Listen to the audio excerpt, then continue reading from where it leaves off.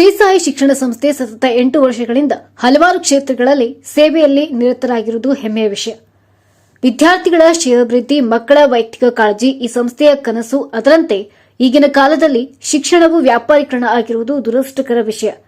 ಅದರಲ್ಲಿ ಈ ಸಂಸ್ಥೆಯು ಮಕ್ಕಳಿಗಾಗಿ ಇಂಥ ಅಚ್ಚುಮೆಚ್ಚಿನ ಕಾರ್ಯಗಳನ್ನು ಮಾಡುತ್ತಿರುವುದು ನಮ್ಮ ಹೆಮ್ಮೆಯ ಸಂಗತಿ ಎಂದು ಶಂಕರ್ ಕೆ ಕಲ್ಲೋಳಿಕರ್, ನಿವೃತ್ತ ಉಪ ಅರಣ್ಯ ಸಂರಕ್ಷಣಾಧಿಕಾರಿಗಳು, ಅರಣ್ಯ ಇಲಾಖೆ ಇವರು ಹೇಳಿದರು. ಅವರು ಶ್ರೀ ಸಾಯಿ ಪದವಿ ಪೂರ್ವ ವಿಜ್ಞಾನ ಹಾಗೂ ವಾಣಿಜ್ಯ ಮಹಾವಿದ್ಯಾಲಯದ ಧಾರವಾಡ ವಾರ್ಷಿಕೋತ್ಸವ ಹಾಗೂ ಪ್ರಶಸ್ತಿ ಪ್ರದಾನ ಹಾಗೂ 2024-25ನೇ ಸಾಲಿನ ಜ್ಞಾನಸಿರಿ ಸಮಾರಂಭವನ್ನ ಮೂಲಕ ಉದ್ಘಾಟಿಸಿ ಮಾತನಾಡಿದರು. ಈಗಿನ ಕಾಲದ ಮಕ್ಕಳು ಮೊಬೈಲ್ ಮೊರೆ ಹೋಗಿದ್ದು ದುರದೃಷ್ಟಕರ. ಈಗಿನ ಜೀವನ ಶೈಲಿ, ಆಹಾರ ಪದ್ಧತಿ ಇವೆಲ್ಲವೂ ಕೂಡ ನಮ್ಮನ್ನ ಹಾಳು ಮಾಡುತ್ತದೆ. ಈ ಸಮಾರಂಭದಲ್ಲಿ ಭಾಗವಹಿಸುವುದು ನನ್ನ ಸೌಭಾಗ್ಯ ಎಂದು ನುಡಿದರು. ವಿದ್ಯಾರ್ಥಿಗಳಿಗೆ ಈ ಸಂಸ್ಥೆಯು ಇನ್ನೂ ಹಲವಾರು ಯೋಜನೆಗಳನ್ನು ರೂಪಿಸಿ ಯಶಸ್ವಿಯಾಗಲಿ ಎಂದು ಶುಭ ಹಾರೈಸಿ ಸ್ಪರ್ಧಾತ್ಮಕ ಪರೀಕ್ಷೆಗಳನ್ನು ಯಾವ ರೀತಿಯಾಗಿ ಎದುರಿಸಬೇಕೆಂದು ವಿವರಿಸಿದರು. ಚಟುವಟಿಕೆಯಿಂದ ಮಕ್ಕಳಲ್ಲಿ ಒಂದು ಜ್ಞಾನವನ್ನು ಹೆಚ್ಚಿಸಲಿಕ್ಕೆ ಏನು ಬೇಕೋ ಅದನ್ನೆಲ್ಲವನ್ನು ಮಾಡ್ತಾರೆ. ಅಂದರೆ ಈಗ ನಾವು ನೋಡಿದಾಗ ಹೋದ ವರ್ಷ JEE ರ್ಯಾಂಕ್ ಬಂದು 99.43 ಅನ್ನುವಂಥದ್ದು JEE ಬರೋದಷ್ಟು ಈಜಿ ಕೆಲಸ ಅಲ್ಲ. ನಾವೆಲ್ಲ ಏನು ಮಾಡ್ತೀವಿ, ಡೆಲ್ಲಿದಲ್ಲಿ, ರಾಜಸ್ಥಾನದಲ್ಲಿ, ಇನ್ನೊಂದು ಕಡೆ ಹೋಗಿ ಅಂಥ ಮಕ್ಕಳು ಶಿಕ್ಷಣವನ್ನು ಕೊಡೋದು, ಅಲ್ಲಿ ಇಂಥ ಸ್ಕೋರ್ ಮಾಡ್ತಾರೆ. ಬಟ್ ಧಾರವಾಡ ಅಂತ ಒಂದು ಸಿಟಿಯಲ್ಲಿ ಅಂಥ ಸಾಯಿ ಕಾಲೇಜ್ ಅಂತ ಒಂದು ಸಣ್ಣ ಕಾಲೇಜಿನಲ್ಲಿ ಇಷ್ಟು ರೀತಿಯ ಒಂದು ದೊಡ್ಡ ಪ್ರಮಾಣದಲ್ಲಿ ಒಂದು ರಾಷ್ಟ್ರೀಯ ಮಟ್ಟಕ್ಕೆ ಮಕ್ಕಳನ್ನ ತಯಾರು ಮಾಡ್ತಾರೆ ಅಂತ ಹೇಳಿದ್ರೆ ಅದು ಬಹಳ ಶ್ರೇಷ್ಠವಾದಂಥ ಕೆಲಸ ಅಂತ ನಾನು ಬಹಳ ಹೆಮ್ಮೆಯಿಂದ ಹೇಳ್ಕೊಳ್ಳಿಕ್ಕೆ ಇಷ್ಟಪಡ್ತೇನೆ. ಆ ಶ್ರೇಯಸ್ಸು ಈ ಸಂಸ್ಥೆಯ ಅಧ್ಯಕ್ಷರು, ಇಲ್ಲಿ ಸಂಸ್ಥೆಯ ನಿರ್ದೇಶಕರು ಹಾಗೂ ಇಲ್ಲಿರ್ತಕ್ಕಂಥ ಎಲ್ಲ ಬೋಧಕ ಸಿಬ್ಬಂದಿ ಮತ್ತು ಬೋಧಕೇತರ ಸಿಬ್ಬಂದಿಗೆ ಹೋಗ್ತದೆ. ಅದ್ರ ಜೊತೆಗೆ ವಿದ್ಯಾರ್ಥಿಗಳ ಪರಿಶ್ರಮವೂ ಸಹಿತ ಅದೇ. ತಾವು ನೋಡಿದಿರಿ, ಈಗಿನ ವಾತಾವರಣದಲ್ಲಿ ಶಿಕ್ಷಣ ಸಂಸ್ಥೆಗಳು ಒಂದು ಏನಾಗಿದೆ ಅಂತ ಹೇಳಿದ್ರೆ ಕಮರ್ಷಿಯಲ್ ಆಗಿರ್ತವೆ, ವಾಣಿಜ್ಯ ಕ್ಷೇತ್ರಗಳಾಗಿವೆ. ಹಿಂದಕ್ಕೆ ಶಿಕ್ಷಣ ಅದೊಂದು ಸಾರ್ವಜನಿಕ ಸೇವೆಯಾಗಿ ಪರಿಗಣನೆ ಆಗ್ತಿತ್ತು. ಇವತ್ತು ಶಿಕ್ಷಣ ಅನ್ನೋದು ಒಂದು ಬಿಸ್ನೆಸ್ ಆಗಿದೆ. ಇದನ್ನು ಹೇಳಲಿಕ್ಕೆ ಬಹಳ ದುಃಖ ಆಗುತ್ತೆ, ಬಹಳ ಅಸಂತೋಷದಿಂದ ನಾನು ಈ ಮಾತನ್ನು ಹೇಳಲಿಕ್ಕೆ ಇಷ್ಟಪಡ್ತೀನಿ. ಯಾವುದೇ ಒಂದು ಸಂಸ್ಥೆಗೆ ಹೋಗಿ ನಿಮಗೆ ಅಲ್ಲಿರ್ತಕ್ಕಂಥ ಫೀಸ್ ಸ್ಟ್ರಕ್ಚರ್ ಆಗಿರ್ಬೋದು, ನೀವು ನೋಡುವಂಥ ದೃಷ್ಟಿಕೋನ ಆಗಿರ್ಬೋದು, ಯಾವುದನ್ನು ನಮ್ಮ ನಿಲುವಿಗೆ ನಿಲುಕದ ರೀತಿಯಲ್ಲಿ ಅದು ಒಂದು ಬಿಸ್ನೆಸ್ ಥರ ಆಗಿಬಿಟ್ಟಿದೆ. ಅಂಥ ಒಂದು ಕಲುಷಿತ ವಾತಾವರಣದಲ್ಲಿ ಕೆಲವೇ ಬೆಳೆಯಲಿಕ್ಕೆ ಅಷ್ಟಂಥ ಸಂಸ್ಥೆಗಳು, ಅದರಲ್ಲಿ ಸಹಿತ ಈ ಸಾಯಿ ಕಾಲೇಜಿನಂಥ ಸಂಸ್ಥೆಗಳು ಧಾರವಾಡದಲ್ಲಿ ಅಷ್ಟು ನಿರಂತರವಾಗಿ ಯಾವುದು ಫಲಾಪೇಕ್ಷೆ ಇಲ್ಲದೆ ನಮಗೇನು ಬಂದಿದೆ ಸಮಾಜದಿಂದ ಬಂದಂತೆ ಸಮಾಜಕ್ಕೆ ವಾಪಸ್ ಕೊಡುವಂಥ ರೀತಿಯಲ್ಲಿ ಅವರು ಈ ಸಂಸ್ಥೆಯನ್ನು ಹುಟ್ಟಾಕಿ ಚಟುವಟಿಕೆಗಳನ್ನು ಮಾಡ್ತಾ ಬರೋದನ್ನು ನೋಡಿದರೆ ಬಹುಶಃ ಬಹಳ ನಿರಂತರ ಶ್ರಮ ಮತ್ತು ತ್ಯಾಗ ಅದರ ಹಿಂದೆ ಬಹಳ ಇದೆ. ಶಿಕ್ಷಣ ಕ್ಷೇತ್ರದಲ್ಲಿ ಗಣನೀಯ ಸೇವೆ ಸಲ್ಲಿಸಿದ್ದಕ್ಕಾಗಿ ಕುಮಾರಿ ಸುಜಾತಾ ಎಸ್ ಶೇಗುಣಸಿ ಹಾಗೂ ಶ್ರೀ ವೀರೇಶ್ ಆರ್ ಶಿರುಂಧಮಠ್ ಅವರಿಗೆ ಶ್ರೀ ಸಾಯಿ ಸಂಸ್ಥೆಯ ವತಿಯಿಂದ ಶ್ರೀ ಸಾಯಿ ಶಿಕ್ಷಕ ರತ್ನ ಪ್ರಶಸ್ತಿ ನೀಡಿ ಗೌರವಿಸಲಾಯಿತು. ಸಮಾರಂಭದ ಅಧ್ಯಕ್ಷತೆಯನ್ನ ವಹಿಸಿದ ಡಾ ವೀಣಾ ಬಿರಾದರ್ ಅವರು ಅಧ್ಯಕ್ಷರು ಹಾಗೂ ವ್ಯವಸ್ಥಾಪಕ ನಿರ್ದೇಶಕರು ಶ್ರೀ ಸಾಯಿ ಮಹಾವಿದ್ಯಾಲಯ ಧಾರವಾಡ ಇವರು ಮಾತನಾಡಿ, ವಿದ್ಯಾರ್ಥಿಗಳಿಗೆ ಉತ್ತಮ ಸಂಸ್ಕಾರ, ಅವರ ಜೀವನ ರೂಪಿಸುವುದು, ಅವರ ಸಮೃದ್ಧಿಗಾಗಿ ಶ್ರಮಿಸುವ ಹಾಗೂ ವಿದ್ಯಾರ್ಥಿಗಳನ್ನು ಉತ್ತಮ ಸ್ಥಾನಕ್ಕೆ ತೆಗೆದುಕೊಂಡು ಹೋಗುವುದು, ಭವಿಷ್ಯದಲ್ಲಿ ಉತ್ತಮ ಪ್ರಜೆಗಳಾಗಿಸುವ ನಿಟ್ಟಿನಲ್ಲಿ ಮಹಾವಿದ್ಯಾಲಯವು ಹಗಲಿರುಳು ಶ್ರಮಿಸುತ್ತಿದೆ. ನಾನು ಕಾಲೇಜು ಪ್ರಾರಂಭಿಸುವ ಉದ್ದೇಶ ಮತ್ತು ಕನಸು ಗುಣಮಟ್ಟದ ಶಿಕ್ಷಣವನ್ನು ಕೊಡುವುದಾಗಿದೆ ಎಂದು ಹೇಳಿದರು. ಅದರಂತೆ ದೇಶವನ್ನ ಮುನ್ನಡೆಸಲು ಉತ್ತಮ ಪ್ರಜೆಗಳು ಅಗತ್ಯ. ಉತ್ತಮ ಪ್ರಜೆಗಳು ದೊರೆಯಬೇಕಿದ್ದರೆ ಅವರಿಗೆ ಉತ್ತಮ ಶಿಕ್ಷಣ ಅಗತ್ಯ ಎಂದು ತಿಳಿಸಿದರು. ಮನಸ್ಸು ಇಟ್ಕೊಂಡು ನಮಗಿಷ್ಟೆಲ್ಲ ವಿದ್ಯೆ ದೇವರು ಕೊಟ್ಟಾನ, ಅದನ್ನ ಮಕ್ಕಳಿಗೆ ಸರಿಯಾಗಿ ಮಾಡೋಣ. ವಿದ್ಯಾರ್ಥಿಗಳನ್ನ ಮೌಲ್ಡ್ ಮಾಡುವಂತ ತಿದ್ದುವಂತಹ ಶಕ್ತಿ ಅದ. 10 ವಿದ್ಯಾರ್ಥಿಗಳಿಗೆ ಅವನ್ನ ನಮ್ಮ ವಿದ್ಯೆಯನ್ನ ಕಲಿಸೋಣ. ಅದರ ಜೊತೆಗೆ 100 ವಿದ್ಯಾರ್ಥಿಗಳನ್ನ ತಿದ್ದಲಿಕ್ಕೆ ನಾವು ಪ್ರಯತ್ನ ಪಟ್ರ ಅದರಲ್ಲಿ 10 ವಿದ್ಯಾರ್ಥಿಗಳು ಒಂದು ಬೆಸ್ಟ್ ರಿಸಲ್ಟ್ ಅನ್ನ ಮಾಡಿದ್ರಂದ್ರ ಅವರ ಸಮಾಜಕ್ಕೆ ಆ 10 ವಿದ್ಯಾರ್ಥಿಯಿಂದ ಇನ್ನು 100 ವಿದ್ಯಾರ್ಥಿಗಳು ತಯಾರಾಗ್ತಾರ. ಇಂಥ ಕನಸುಗಳನ್ನು ಇಟ್ಟುಕೊಂಡು ಆರಂಭವಾದ ಸಂಸ್ಥೆ ಈ ನಮ್ಮ ಶ್ರೀ ಸಾಯಿ ಶಿಕ್ಷಣ ಸಂಸ್ಥೆ. ಅಣ್ಣಾರ ಹೇಳಿದಂಗ ಬಹಳಷ್ಟು ಜನ ಅವ್ರೊಬ್ಬರ ಅಲ್ಲ, ಬಹಳಷ್ಟು ಜನ ಹೇಳಿದ್ ನಮ್ಗ ಯಾಕೆ ಬೇಕು ನಿಮ್ಗೆ ಇಷ್ಟೆಲ್ಲ ಗುದ್ದಾಡೋದು, 24x7 ಗುದ್ದಾಡೋದು, ನಿಮ್ಗೆ ಆರಾಮ್ ಇರ್ಬೋದಲ್ಲ, ಆರಾಮ್ ಎಲ್ಲಾ ರೀತಿಯಿಂದ ಸೌಕರ್ಯ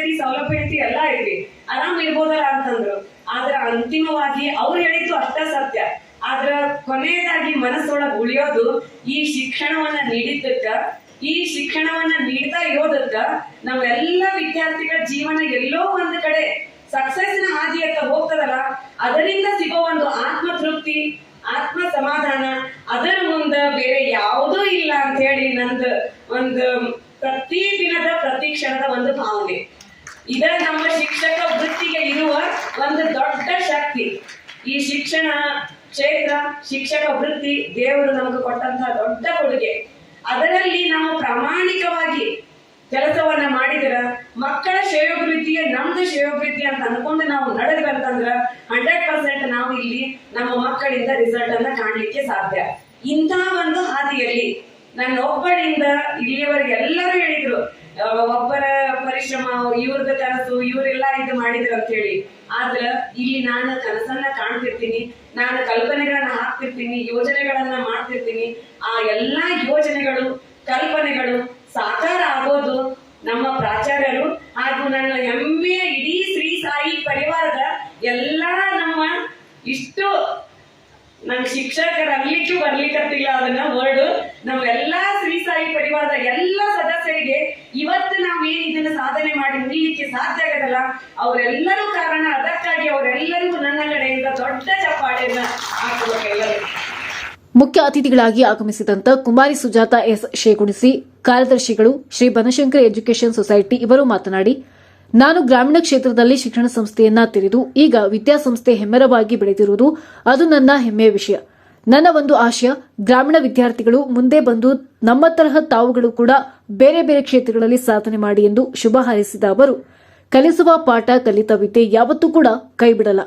ಅದೇ ರೀತಿ ಎಂದಿಗೂ ಸೋಲಬೇಡಿ, ಎಂದಿಗೂ ಮರೆಯಬೇಡಿ ಎಂದು ವಿದ್ಯಾರ್ಥಿಗಳಿಗೆ ಈ ಕಿವಿ ಮಾತು ಹೇಳಿದರು.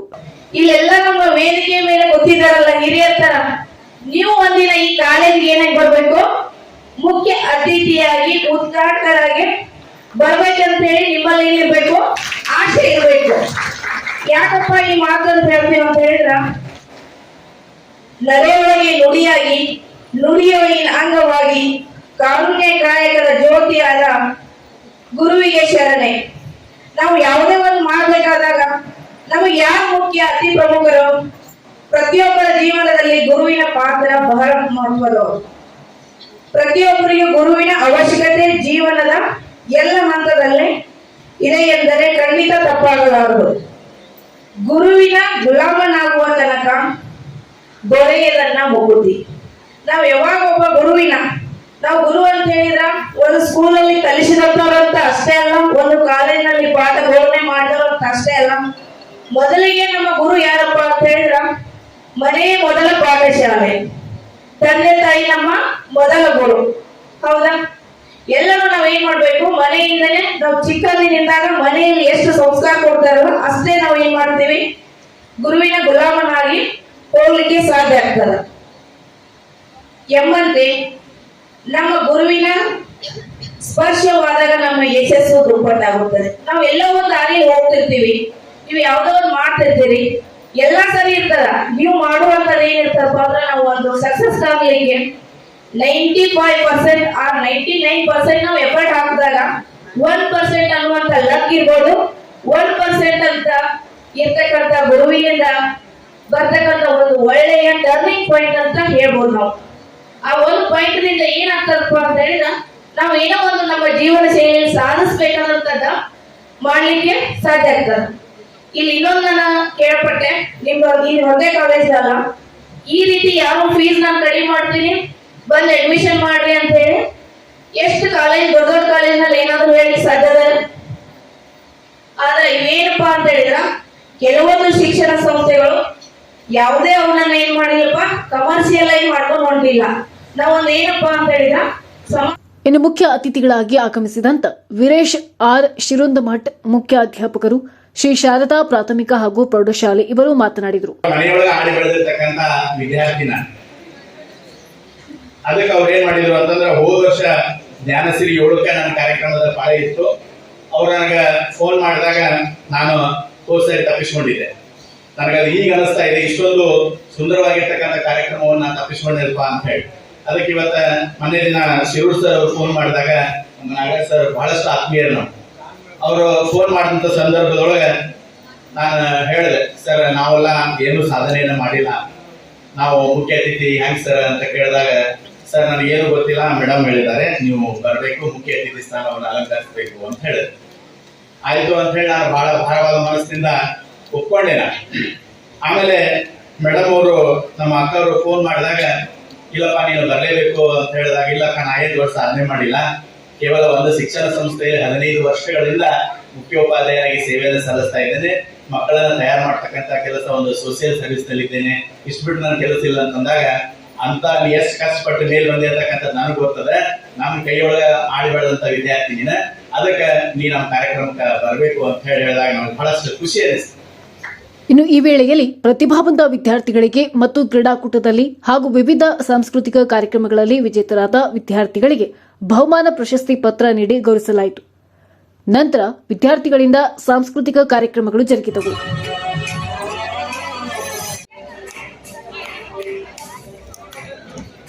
ಮೂಲಕ ಅವರನ್ನು ಅಭಿನಂದಿಸಬೇಕು. ಪಡೆದ ದ್ವಿತೀಯ ವರ್ಷದ ವಿಜ್ಞಾನ ಹಾಗೂ ವಾಣಿಜ್ಯ ವಿಭಾಗದ ವಿದ್ಯಾರ್ಥಿನಿಯರಾದ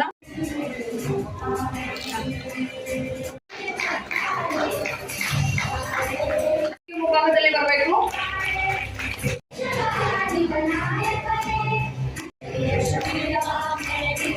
ಈ ಸಮಾರಂಭದಲ್ಲಿ ಪ್ರಾಸ್ತಾವಿಕವಾಗಿ ಪ್ರಾಚಾರ್ಯರಾದ ನಾಗರಾಜ್ ಶಿರೂರವರು ಮಹಾವಿದ್ಯಾಲಯ ಬೆಳೆದು ಬಂದ ದಾರಿ ಬಗ್ಗೆ ವಿವರಿಸಿದರು. ಎಷ್ಟೋ ಸಮಾಜಪರ ಕೆಲಸಗಳನ್ನ ಮಾಡಿದಕ್ಕೆ ಅದು ಒಂದು ಪ್ರೇರಣೆ, ಸಮಾಜಕ್ಕೆ ಒಂದು ನಮ್ಮ ಪ್ರಶಸ್ತಿ ಸಿಗಬೇಕನ್ನೋಂಥ ಒಂದು ಯಶಸ್ವಿ ಆಗಲಿ ಅಥವಾ ಏನೋ ಒಂದು ನಮಗೆ ಯಾರು ಹೊಗಳಲಿ ಅಥವಾ ಏನೋ ಮಾತಾಡಲಿ ಅನ್ನುವಂಥ ಉದ್ದೇಶದಿಂದ ಯಾವುದೇ ಕಾರ್ಯಗಳನ್ನು ಅವರು ಮಾಡಲಿಲ್ಲ. ಇಲ್ಲಿವರೆಗೂ ಎಷ್ಟೋ ಇಲ್ಲಿ ಏನು ಲಿಸ್ಟ್ ಹೇಳಿದ್ರೆ, ಈಗ ಇದು ಲಿಸ್ಟ್ ಅವ್ರಿಗೆ ತೋರಿಸಿಲ್ರಿ. ಪ್ರತಿ ಸಲನೂ ಅವ್ರು ಹೇಳ್ತಾರ, ನಂದು 2 ಮಾತು ಹೇಳ್ರಿ, ಈ ಸಂಸ್ಥೆ ಅಧ್ಯಕ್ಷರು ಮುಗಿತು, ಈ ಒಂದು ಕಾರ್ಯಕ್ರಮದ ಅಧ್ಯಕ್ಷತೆಯನ್ನು ವಹಿಸಿದಾರ, ಇಷ್ಟು ಹೇಳಿ ಮುಗಿಸ್ತಾರ ಅಂತಾನೆ ಹೇಳ್ತಾರ. ನಾವು ಹೂನ ಅಂತ ಇರ್ತೀವಿ ಅವ್ರಿಗೆ, ಯಾಕಂದ್ರೆ ಅದ್ರ ಬಗ್ಗೆ ಡೀಟೇಲ್ಸ್ ಅವ್ರು ತೋರಿಸಿದ ಮೊದಲು ಹೇಳ್ತಾರ, ಅದನ್ನ ಒಂದು ಲೈನ್ ಹಾಕಿಬಿಡ್ತಾರೆ ಈ ಕಡೆ ಅವರು.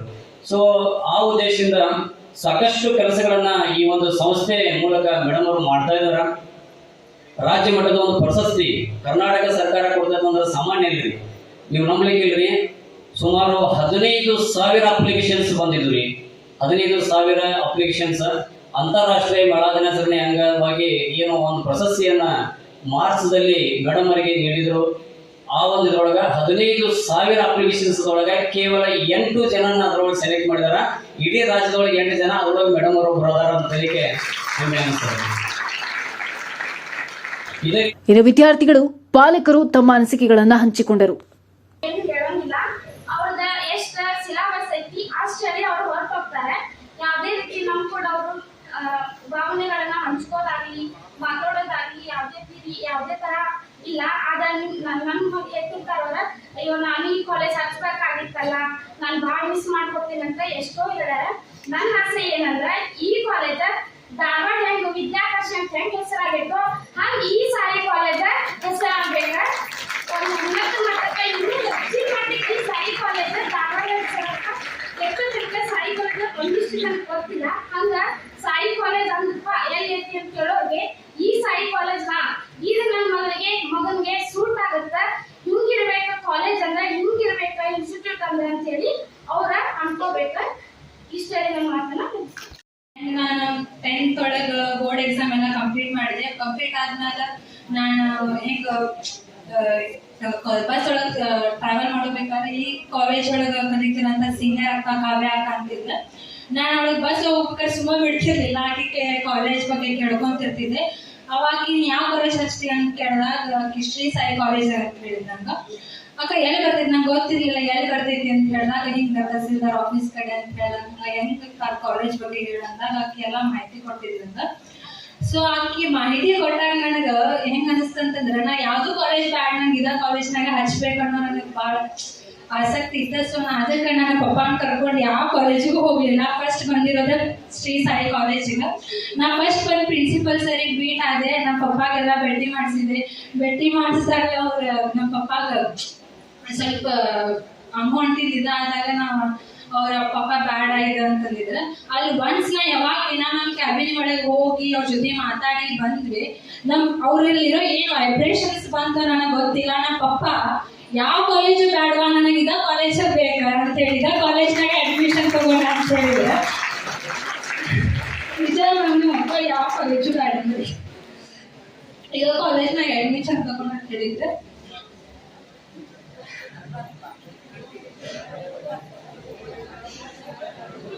ಆದ್ರೆ ನನಗೆ ಕಾಲೇಜ್ ಬಿಟ್ಟು ಹೋಗೋದಿದ್ರೆ ಭಾಳ ಮನ್ಸಿಗೆ ನೋವು ಆಗತ್ತಿತ್ತು. ಫಸ್ಟ್ ಸ್ಟೇಜ್ ನಮಗೆ ಸಾಯಿ ಕಾಲೇಜ್ ಯಾವುದು ಏನು ಅನ್ನೋದು ನಮ್ಗೆ ಗೊತ್ತಿದ್ದಿಲ್ಲ. ನಾಗರಾಜ್ ಸರ್ ಬಂದಿದ್ರು ಮನೆಗೆ ಗೊತ್ತಾಗಿ ನಾಗರಾಜ್ ಸರ್ ಬಂದು ಭೇಟಿ ಮಾಡಿ. ಯಾಕಂದ್ರೆ ನಮ್ಮಲ್ಲಿ 5 ಹುಡುಗರಿತ್ತು. 5 ಹುಡುಗರನ್ನ ಕಾಲೇಜಿಗೆ ಸೇರಿಸ್ರಿ ನಾವು ಹಿಂಗ ಅಂತಂದ ನಮ್ಗೆ ಏನೇನು ಹೇಳಷ್ಟು ಗೊತ್ತಿದ್ದಿದ್ದಿಲ್ಲ. ಈ ಕಾಲೇಜ್ ಏನ್ ಮಹತ್ವ ಏನನ್ನೋದು ನಮ್ಗೆ ಏನು ಗೊತ್ತಿದ್ದಿದ್ದಿಲ್ಲ. ಅದರಲ್ಲಿ ನಮ್ಮ ಮಕ್ಕಳಲ್ಲಿ 4 ಮಕ್ಕಳನ್ನ ನಾನು ಈ ಕಾಲೇಜಲ್ಲಿ ಸೇರಿಸಿದ್ದೇನೆ. ಆದ್ರೆ ನಾನು ಇನ್ನೂವರೆಗೂ ವೀಣಾ ಮೇಡಮ್ ಅವ್ರ ಜೊತೆ ಒಂದಿನಾನು ಮಾತಾಡಿಲ್ಲ. ಆದ್ರೆ ಒಂದಿನ ಫೋನಲ್ಲಿ ಮಾತಾಡಿದೆ. ನನ್ನ ಪರ್ಸನಲ್ ಪ್ರಾಬ್ಲಮ್, ನನ್ನ ಮಗಳ ಪರ್ಸನಲ್ ಪ್ರಾಬ್ಲಮ್ಗೆ ಮಾತಾಡಿದೆ. ಆದ್ರೆ ಹೇಗೆ ಸ್ಪಂದನೆ ಮಾಡಿದ್ರೆ ತಮ್ಮ ಮಕ್ಕಳ ತಮ್ಮ ಹೊಟ್ಟೆಯಲ್ಲಿ ಹುಟ್ಟಿ ಮಕ್ಕಳು ಅಂತ ನೋಡ್ಕೊಂಡ್ರು ಅವ್ರು ನಮಗೆ. ಆದ್ರೆ ನಾ ಇನ್ನೂ ಹೆಚ್ಚಿಗೆ ಈಗ ನನ್ನ ಮಗ ಹೇಳಿದ್ದು ಹಚ್ಚೋದಿದ್ರೆ ನಾವು ಕಾಮರ್ಸ್ ಸ್ಕೂಲಿಗೆ ಸಾಯಿ ಕಾಲೇಜ್ಗೆ ಹಚ್ತೀನಿ ಅಂತ ನನ್ನ ಮಗ ಈಗ ಅಂತ ಹೇಳಿದ್ದು. ಈಗ ಕಳಿಸಿದ್ದಾರೆ ನಾನು ಹಚ್ಚುವಾದ್ರೆ ಇಲ್ಲೇ ಹಚ್ತೀನಿ ಮಮ್ಮಿ, ಎಲ್ಲಿ ಹಚ್ಚೋದು ನನ್ನ ಕಾಲೇಜಿಗೆ ಅಂತ ಹೇಳಿದ್ದು.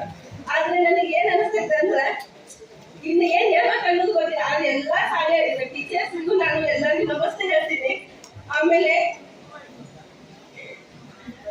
ಇಷ್ಟ ಹೇಳ್ತೀನಿ. ಕಾಲೇಜಿಗೆ ಯಾವ ರೀತಿ ನಡೀತೆ ಯಾವಾಗ ಅಂತ ಕೇಳ್ಕೊಂಡು ಬಂದಾಗ ಅಲ್ಲಿ ಬಂದು ಹೋಗಿ ಕೇಳಿದ್ರು ಮೇಡಮ್ ಅವರು ಏನು ಅನಿಸಿಕೆ ಇದೆ, ಯಾವ ರೀತಿ ಇದೆ, ಇದರಿಂದ ಒಂದು ಪರಿಸ್ಥಿತಿ ವಾತಾವರಣ ನೋಡ್ಕೊಂಡಾಗ ಬರೀ ವಾತಾವರಣ ನೋಡಿದಾಗ ಮೊದಲಾಗ ಇವತ್ತು ಏನು ಕೇಳಿದ್ರೆ ಮಾತ್ರ ಅಡ್ಮಿಷನ್ ಮಾಡಿಸ್ಬೇಕು ನನ್ನ ಮಗಳ ಅಂತ ವಿಚಾರ ಮಾಡ್ಕೊಂಡ್ವಿ. ಅದಂತಂದ್ರ ಇಲ್ಲಿ ಪಾಲಕರ ಸೇವೆಗಳಿದಾಗ ಮೊದಲ ಕೇಳಿದ್ದೆ ನಾನು ಕೇಳಿದ್ರು ವಿದ್ಯಾರ್ಥಿಗಳು ಮೊದಲು ಯಾರು ಹೇಳ್ಬೇಕಂತಂದ್ರೆ ಗುರುವಿನ ಗುಲಾಮನಾಗುವ ತನಕ ದೊರೆಯರ ನಂಬಿಕೆ ಅನ್ನುವಂಥ ಮಾತೊಂದು ಹೇಳ್ತೀನಿ ನಾನು. ಈಗಲೂ ಅದನ್ನು ಹೇಳ್ತೇನೆ, ಅದರ ಮುಂದುವರಿಸ್ಬೇಕು. ನೀವು ಯಾವ ರೀತಿ ಇಲ್ಲಿ ಕಬ್ಬಿನ ಒಂದು ಕಾರಣದ ರಸವನ್ನು ಈಗ ಕೊಡ್ತೋ ಸಿಹಿ ಜೇನು ಕೂಡ ಯಾವ ರೀತಿ ಸೇವೆ ಕೊಡುತ್ತೋ ಅಂತ ಮುಗಿಸಿ ಅಂತ ಸಾಯಿ ಕಾಲೇಜ್ ಅನ್ನುವಂಥದ್ದು ಜ್ಞಾನ ಜ್ಯೋತಿಯನ್ನು ಕೊಡ್ತಾ ಇರೋದು ಮಾತನ್ನು ಅಲ್ಲಿ ಬೆಳೆದುಕೊಳ್ಳುವಾಗ ಅದರಂತೆ ಇಲ್ಲಿ ವಾತಾವರಣದ ಒಂದು ವಿದ್ಯಾಪ್ರದಾನ ಜ್ಞಾನ ಜ್ಯೋತಿಯನ್ನ ಯಾವ ರೀತಿ ಕಳ್ಕೊಳ್ಳೋದು ಅಷ್ಟೇ ಕೊಡೋದಲ್ಲ, ಸಾಮಾಜಿಕವಾಗಿ ಸರ್ವಾಂಗೀಣ ಅಭಿವೃದ್ಧಿಯಲ್ಲಿ ಎಲ್ಲಾ ಪರಿಸರದೊಂದಿಗೆ ಹೊಂದಿಸಿ ತಮ್ಮ ಜ್ಯೋತಿಯನ್ನು ಬೆಳಗಿಸಿ ಅವರ ವೈಯಕ್ತಿಕವಾಗಿರ್ಬೋದು, ಭೌತಿಕವಾಗಿರ್ಬೋದು, ಎಲ್ಲ ಒಂದು ವೈಯಕ್ತಿಕವಾಗಿ ಒಂದು ಜ್ಞಾನದ ಜ್ಯೋತಿಯನ್ನು ಹಂಚಿಕೊಂಡು ಎಲ್ಲರೂ ಮುಂದೆ ಬರ್ಬೇಕು ಅನ್ನುವಂಥ ಎಲ್ಲ ಕಾಲೇಜ್ ನೋಡ್ತೀವಿ. ಈ ಕಾಲೇಜ್ ಆಗಲ್ಲ, ವಿಶೇಷತೆಯನ್ನು ಪಡೆದಂತ ಒಂದು ಕಾಲೇಜ್ ಅಂತ ಹೇಳಿ ಹೆಚ್ಚಿನ. ಯಾಕಂದ್ರೆ ಇಲ್ಲೆಲ್ಲ ವಾತಾವರಣ ನೋಡಿ ವಾರ್ಷಿಕ ವರದಿಯನ್ನು ನೋಡ್ಕೊಂಡು ಎಲ್ಲ ಕೇಳಿದಾಗ ಇನ್ನು ಏನ್ ಮಾತಾಡ್ಬೇಕು ಅನ್ನೋದು ಇದಿರುತ್ತೆ. ಅದರಿಂದ ಈ ಜ್ಞಾನ ಜ್ಯೋತಿಯ ಒಂದು ವಾರ್ಷಿಕ ಸ್ನೇಹ ಸಂಘ ಅದನ್ನು ಇನ್ನೂ ಹೆಚ್ಚಿನ ಜ್ಯೋತಿ ಜ್ಞಾನ ಜ್ಯೋತಿಯಾಗಿ ಬೆಳೀಲಿ, ಹೆಮ್ಮರವಾಗಿ ಬೆಳೆದಂತ ಈ ಜ್ಯೋತಿಯನ್ನು ಬೆಳಗಿ ಕಾಲೇಜ್ ಅಂತ ಹೇಳಿ ಇಲ್ಲಿ ಅವಕಾಶ ಮಾಡಿಕೊಟ್ಟಂತಹ ಕಾಲೇಜಿನ ಅಭ್ಯರ್ಥಿಗಳಿಗೂ ಸಮಿತಿಗೂ ವಂದಿಸಿ ನನ್ನ. ಇನ್ನು ಈ ಸಮಾರಂಭದಲ್ಲಿ ಈ ಸಂಸ್ಥೆಯ ನಿರ್ದೇಶಕರಾದ doctor SP Gadi, professor SP Gurumath, Shrimati Annapurna S Gurumath, ಬೋಧಕೇತರ ಸಿಬ್ಬಂದಿ ವರ್ಗ ಮತ್ತು ವಿದ್ಯಾರ್ಥಿಗಳು, ಪಾಲಕರು ಹಾಜರಿದ್ದರು. ಸ್ವಾಗತ ಭಾಷಣವನ್ನ ಬಾಪು ಮೊರಂಕರ್, ಅತಿಥಿಗಳ ಪರಿಚಯವನ್ನ ಮೌನೇಶ್ ಬಡಿಗೇರ್, ವಂದನಾರ್ಪಣೆಯನ್ನ ಶ್ರೀಮತಿ ಸಾವಕ ಅವರು ನೆರವೇರಿಸಿದರು.